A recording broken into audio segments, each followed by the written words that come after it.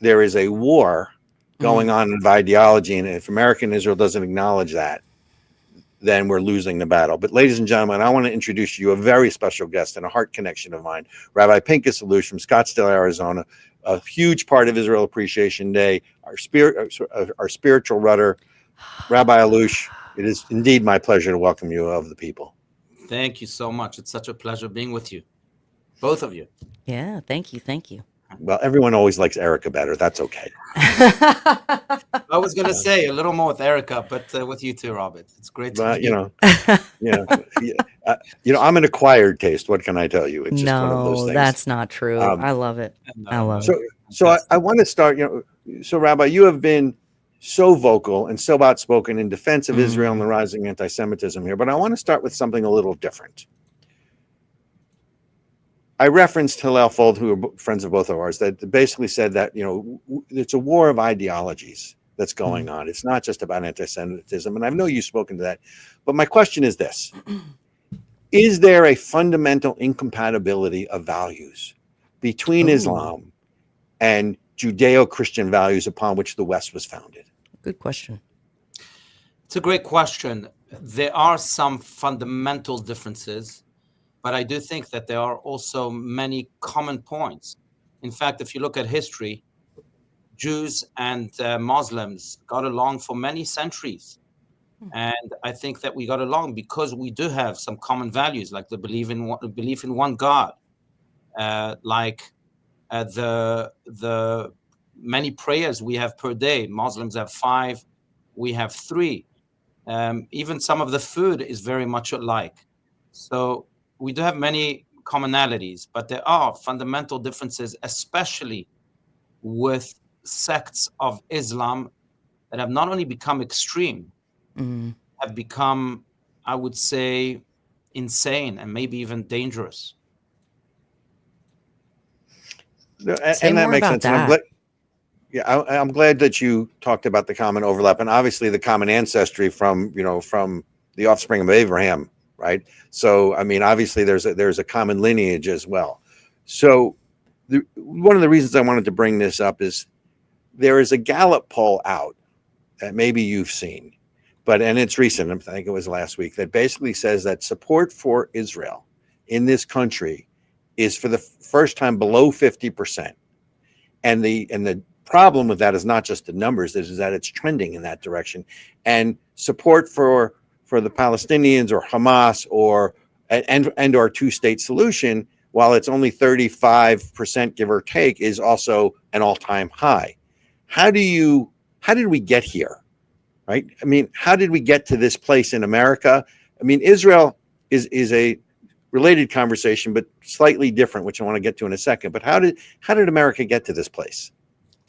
Well, I have my own theories. First and foremost, I think it's because of complete lack of education, of ignorance. People today get their news from TikTok and Instagram, and they don't really rely on facts and on truth. So that certainly is a big factor. But I would go even deeper, and I would say that it is also reflective of the godless society that we live in. Because when we live in a society that is God-centered, that is God-anchored, then we must follow also the word of God and the values of God, where it is very clear what God thinks of Israel and the Jewish people, and where it is very clear that there is no room for lies, fabrications that we hear all the time. I've wondered, going along, following up with your question, Robert, I've wondered if, what seems like the United States hamstringing Israel's response to October 7th, and I could be wrong, but it does seem like the U.S. has kind of hindered them. And I wonder if the length of time of war, basically of unrest, is why people are starting to lose interest, because there's just a rising anti-war sentiment in this country. And do you think that it's related, or do you think it's specific to Israel? That's another great question. I do think that that's yet another theory that I really believe in, and that is that we've tried to find this moral equivalence between all sides, when it should be very, very clear that good is good and evil is evil. And people like murdering, raping, mutilating children, women, innocent people is evil. There is no justification for it. Yeah. But today we live in a society where we try and be politically correct, and we try to excuse evil or even legitimize it when it is fundamentally wrong. I don't care how a terrorist grew up and whether he was given luxury or poverty as part of his social fabric. Yeah. But that will not excuse, not even a tiny bit, his terrorist activities. Right. I'm sorry. Evil is evil. It has to be recognized as such and has to be completely eradicated. There is no room for moral equivalence when it comes to evil. And the moral equivalence, even on October 7th, and Ericka, I actually think there is sort of a fatigue factor, which is, I think, what you're talking about. Yes, sir. Two comments to that. Number one, war is supposed to be ugly for a reason, right? You don't want it, so therefore it should be, it should be executed or conducted as quickly, and you need to define what victory looks like, right? No one wants a protracted war forever. But Rabbi, I want to go back to something that you said, which is just the use of the term evil has been taken out of the vernacular, because you're not supposed to call anything evil, because, as you said, I think you used the word moral equivalence, right? One man's terrorist is another man's freedom fighter, right? That started in the 60s and the 70s, at least in this country, right? With sensitivity training, or whether it was EST or Life Springs or those kinds of things. But there really is evil in the world, is there not? And if you can't call it evil, how do you expect to fight against it? Exactly. I think that's very, very, very well said. In order to fight evil, in order to eradicate evil, one must first recognize it. And if we can't recognize it with utmost clarity, then we can't fight it either. And not only can we not fight it, but then it will allow evil to blossom, to develop itself, to almost take over. Children who are being used in order to defend terrorists is evil. Raping women is evil. Murdering innocent people is evil. Kidnapping people is evil. We must call evil evil. Otherwise, we'll, like you so beautifully said, we'll never be able to fight it, and certainly we'll never be able to try and eradicate it. Yeah, and that goes back to your point about a godless society, right? I'm not saying, you can't know right from wrong, good from evil without knowing God, but it definitely hinders your ability to justify bad behavior. I am very clear with the Lord. Are you being nice about that, Ericka? I know. I am very clear when I'm being sinful. It is not a question, and I may be willfully sinning, and that's not a good thing. But it's. I think that has been my thing recently is. I've been talking about, politics and trying to teach people about conservative values and why it matters. But ultimately, if I can just bring them to the Lord, all of those other problems get worked out in over time. And so I just, go ahead. No, that's a very good point. I will also say that in Judaism, we speak about two types of sins or two types of good deeds. There are sins versus God, me versus God alone. And those are sins that perhaps are less grave than the sins towards others. What we call ben adam l'chavero, the person versus his friend or his neighbor. Those sins are worse because they bring destruction to humanity, especially if they include the evil that we're speaking about. Look, for me, this is also a very personal issue. I have a beloved son who's 19 years old. He's 20 now. And he's been fighting on the front lines in the IDF since the beginning of the war. He's had friends killed right next to him, and he himself dodged quite a few bullets, not just in Gaza, but also in Lebanon and also in Syria. And when I asked him, just to make this point, when I asked him, if I may be the devil's advocate here, what differentiates you and the terrorists that you're fighting against? After all, you're both fighting for your countries, for your people, and both using maybe even the same rifles. What's the main difference? Yeah. And he said something that I'll never forget. He said, first, Abba, as you know, we are using missiles and rifles to defend our children. They are using children to defend their missiles and rifles. That's number one. But number two, it's also in the intention. When I shoot a bullet, my prayer before shooting it is that there should be peace in the world so that I would not have to be killing anybody.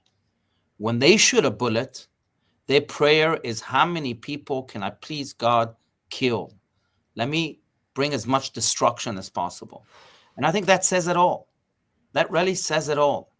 And I know that my son is speaking on behalf of all of those IDF soldiers, all of the American soldiers too, that really stand for good and that are fueled by God and by his values, as opposed to the other side, the evil side. So Rabbi, there is also, first of all, as truthful and as moving as I've ever heard. So thank you for that. But because we have a podcast, because I'm almost speechless, but because with what you just said, it was so powerful. But I want to keep this moving. There is a genocide going on in Syria where they are trying to eliminate all the Christians in Syria. Why doesn't the world care or report on it? And I'm not asking you that you would have the ultimate answer to that. I'm obviously just asking your opinion. But there are certain things that I just have such a difficult time wrapping my head around. You know, we say, right, obviously, no Jews, no news. I mean, obviously, and that's sort of, you know, it's somewhat sarcastic. We reference that to it, but there's some truth to it. There is a genocide going on in Syria. Yeah. And the world, by and large, doesn't report and or doesn't care. I don't understand. Yeah, that's the double standard that we see so often. And that's how you know when people are driven by anti-Semitism or not. If they focus solely on the Jew, then you know what their motive is. That's pretty clear to me. And it should be pretty clear to the world too. No, I understand. You've also been very outspoken and very active in this country. You're in Scottsdale.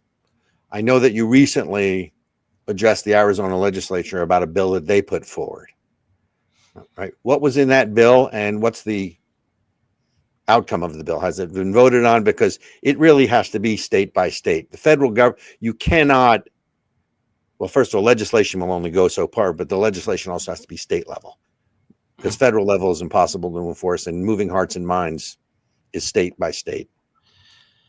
That's right, absolutely. And we've been successful thus far with passing this bill through the Education Committee. And as you know, there are many more steps following this. But the anti-Semitism bill that we are putting forth is a bill that will penalize any display of anti-Semitism in classrooms from K through 12. And hopefully we're adding an amendment through college years also. And what this means that any person, teacher or student or staff member that either speaks anti-Semitism or acts anti-Semitically will be penalized up to the point that a teacher can have his or her license revoked. Students can be expelled from schools. They could also be fines and other types of punishments that are executed against those who act anti-Semitically. I have to add, I mean, it's a pity that we need a bill to ban these types of behaviors, because it should be common sense and it should be part of our fabric of society, of our morals, of our values. But unfortunately, as this past year, and maybe even more, has shown, we have people that are really standing up for evil, to use that word again, and I'm using it a lot. And I will tell you, I have students. I'm blessed with many, many students. I've been a teacher. Besides being a rabbi, I teach just a few hours a week at the local Jewish day school here. And I'm in touch with many students and many congregants, obviously. And I can tell you that some of them have been attacked, not just verbally, but even physically attacked just for being Jewish. And it pains me to no end. So I want to play a clip for you, though, because we have a clip when you address the Arizona legislature, and I want to get your take on this. If you don't mind, it's a quick clip. Sure. Ericka, just roll this clip for Rabbi Allouche and obviously our viewers. A state, make no mistake about it, anti-Zionism is anti-Semitism. Let me clarify. Criticizing Israel isn't anti-Semitism. It's part of the democratic process, and Israel, unlike many of its neighbors, is a democracy. But genocidal chants of free Palestine, river to the sea, any silent or verbal support of terrorist groups and actions, and any attack on Israel's very right to exist are nothing but pure, evil, disgusting, and intolerable anti-Semitism. Because at the very core of these claims lies the inability of people to make space for that which is different. As darkness despises light and as evil hates good, they too cannot stand the existence of the other. And because we are all different, the hate that begins with Jews never ends with Jews. This is why this is not just a fight that Jews must lead. This must become everybody's fight, including yours. I thus encourage you, Mr. Chairman and members of the committee, 30 seconds. do everything in your power to eradicate this cancer from our society. A very powerful speech, but what I wanted to focus on was the woman sitting behind you. And obviously, you know, the faces, the disdain. I mean, it was what a visual, right? To see you make such a powerful and honest, heartfelt speech about, you know, it's sort of, not to put you on that pantheon, but the Martin Luther King Jr.-esque, right? It was that encompassing, and yet there was someone behind you, this woman behind you, and I think the gentleman to her left as well, who were beyond disrespectful. They were. I mean, what was all that? Give us some context, because I watched that in preparation for you coming on as a guest, and I have to tell you, it broke my heart to see that. Not that people aren't entitled to different opinions. I understand that reasonable people can disagree, but that to me goes at the heart of what we've been talking about, which is this war of ideologies of good versus evil. Right. You know, it's quite ironic, because I was speaking about the dignity of difference, right, and how we ought to respect the differences and different opinions in others. And she was displaying the exact opposite. So it actually helped my cause, and it helped it more than I could have even imagined. I'll tell you as a scoop that a member of the committee came up to me thereafter, and he mentioned that you should know that there was a member of the committee, another member of the committee, who was on the fence, and she didn't exactly know how to vote, whether she should vote for this bill or against this bill. And when she saw the behavior of this woman who was sitting behind me, she said, "Oh, it's quite clear now that I have to vote for this bill, because these people really don't want to respect anyone that's different. They just want to impose their views, their anti-Semitism on others." So it helped my cause. I was quite happy about that. Look, as we know from the media, that you have these protesters that come and disrupt and shout all of these just terrible anti-Semitic slogans, and they sometimes even become violent. But I will tell you, it won't deter us. I think that in many ways it shows their true face, and people recognize that, just like that member of the committee. Yeah, that actually, interestingly enough, short story, that happened to me several years ago. I would call myself a liberal back then. I was, not super religious or anything like that. And I went to a conference called Politicon, and it was, all politicians and politics and whatever. And I remember watching a debate between Anna Kasparian and Ann Coulter. And, Ann Coulter, oh, she's the worst person on earth. Now, I don't know nowadays, but back then, she's the worst person on earth. And Anna Kasparian's the good guy, right? But the Kasparians fans were such buttholes, and they were so rude. And I was like, look, if this woman is so awful, it will come out in her words and deeds. I don't need you to make a big show. You look like dumb. You look dumb. So that's good. Show your face, like that. Exactly what you said. Just show it. We love it.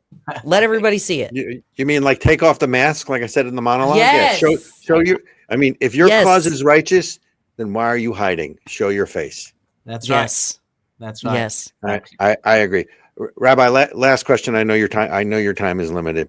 One of the other concerns here is obviously what's going on in Israel and what's going on in the Middle East. And I want to say, so there was an article where the Saudi ambassador, one of the aides to the king, basically said that Trump is leading a new world order of peace and cooperation and really reorienting the Middle East. Right. And there obviously was a conversation or a thought process that before October 7th, because the Abraham Accords had really changed the dynamic and the paradigm, that was one of the reasons that Hamas, who is obviously nothing more than an arm of Iran in one form or another, or the Muslim Brotherhood, or both, depending, because obviously Sunni Shia differences. How is Trump perceived in the Middle East? Because here we get so caught up in the Trump derangement syndrome. I know you're over in Israel all the time. I know your son's there. I know you have many relatives there. How is Trump seen from the inside of Israel out? So look, by and large, and I can tell you from not just what my family members who live in Israel think and my friends think, but I've been to Israel now 11 times since October 7th. So I have quite a good feel of what people in general think. And Trump is certainly perceived as a breath of fresh air. And like someone told me, Trump is the only one that's been sane in many years. I said, what do you mean? He said, well, don't you know Einstein's quote that the definition of insanity is doing the same thing time and time again, expecting different results each time? Well, finally, someone comes and offers different solutions that no one has ever thought of before, or at least never verbalized before. So here's someone who's sane, who's not insane, like the definition of Einstein. And we hope that sanity will indeed influence the Middle East altogether. And who knows, maybe one day bring about true lasting peace. And I would argue that the linchpin of that would be a peace treaty between Saudi Arabia and Israel. Mm-hmm. Because that forever changes the paradigm and again, who am I? But certainly in my opinion.